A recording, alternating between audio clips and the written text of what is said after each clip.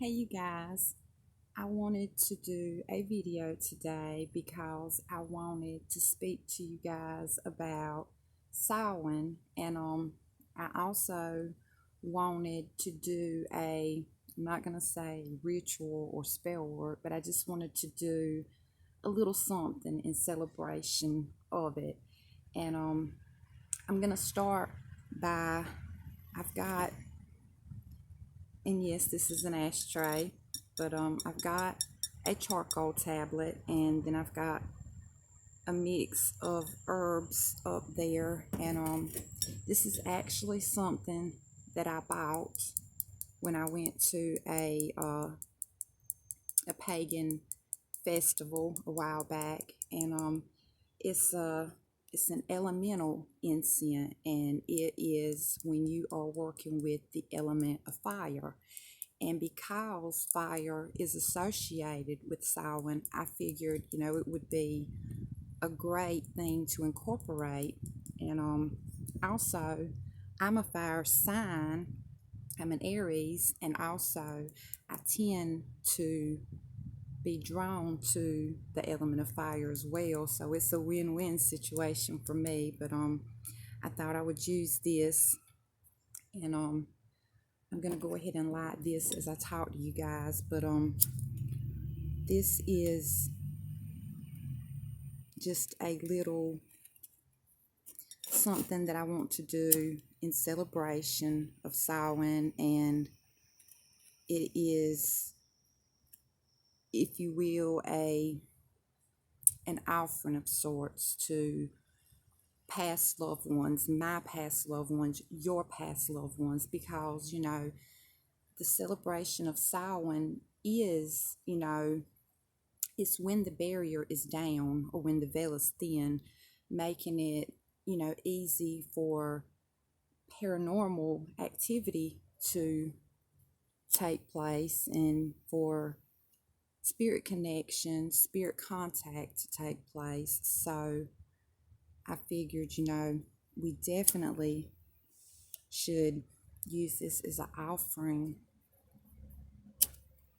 to our past loved ones, to our ancestors. And it's a little hard to light it because I've just got a regular lighter, and it's best to use a candle lighter, the longer lighter. But anyway, I also brought a few stones, and this is a agate, and I'm not going to go into the properties of the stones because I'm sure you already know these stones, but these are stones that are good to use in any type of work, or if you want to include them on your altar during your celebration of Samhain. But we've got this one, and it's an agate, sorry, y'all have to remember I'm southern.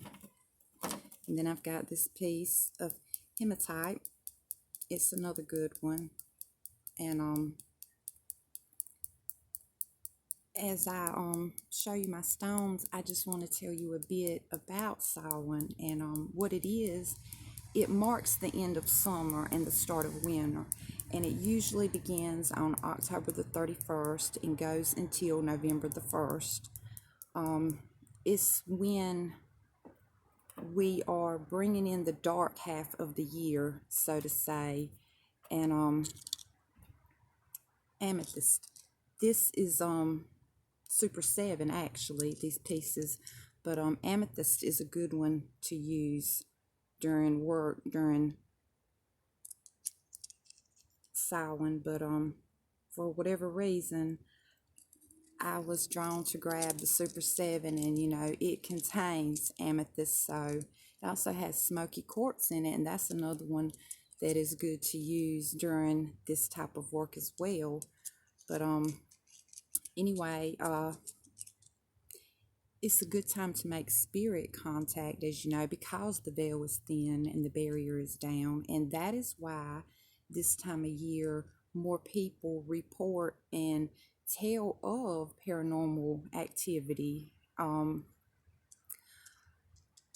I always say that this time of the year is the best time of the year if you want to put the past behind you and put the future ahead of you. If you want to do any type of spell work that, you know, has those type of intentions, this is the perfect time of year. You know, this is the end of the summer, the end of the harvest. You know, this is the end of one and the beginning of another. So this makes this time perfect to, you know, put the past behind you and the future ahead of you. Um, this time of year, there's four main things that you should incorporate into your magic or your spell work, and that is cleansing, that is balance, that's clarity, and that's acceptance. And I think that you should incorporate those into your spell work. You should incorporate those into your daily life. You should incorporate them into the theme of your altar. And also, you know, when you are preparing an altar during this time of the year, I like to, you know, I always put things on my altar as a way to show gratitude or love to the particular goddess or deity that I'm, you know, worshiping or praising or showing gratitude for, you know, whatever it is that I am trying to accomplish by working at my altar at that particular time. But also, this time of year when we set up our altars, it's always a good idea to set up your altar and, you know, include things that belong to your past loved ones, to include things to help you remember, you know, your past loved ones. It can be food, it can be drink, it can be perfume, it can be a piece of jewelry, it could be a picture, it could be, for instance, you know, that person's favorite color. You know, if their favorite color was blue, if everything they owned was blue, put something blue up there. If it's nothing but a blue crayon, you know, the color, that color blue. If you don't have any material thing that belong to them or anything that you can use, take out a piece of paper and just write down something that you did with that loved one. Write down some things that that loved one enjoyed doing, that they liked, foods they liked eating, things they said. You know, turn your radio on or your TV on and find their favorite song. You know, find the type of music that they enjoyed and let that play softly in the background.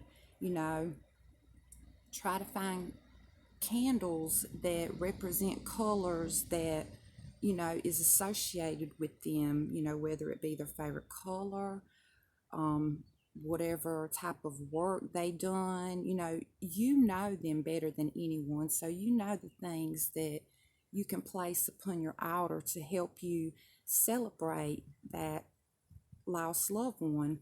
And I'm here to tell you, because of personal experiences during this time of year, Samhain, whenever the veil is thin, the people that you were closest to that have passed, they will find a way to make contact with you.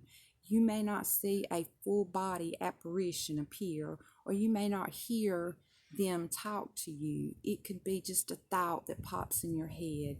For me, it's dreams. I dream of my grandmother all the time, and I talk to her in my dreams. And I struggle with the idea of, is this just a dream or is this really her contacting me? But I know in my heart it's her contacting me. And like I said, everyone is different.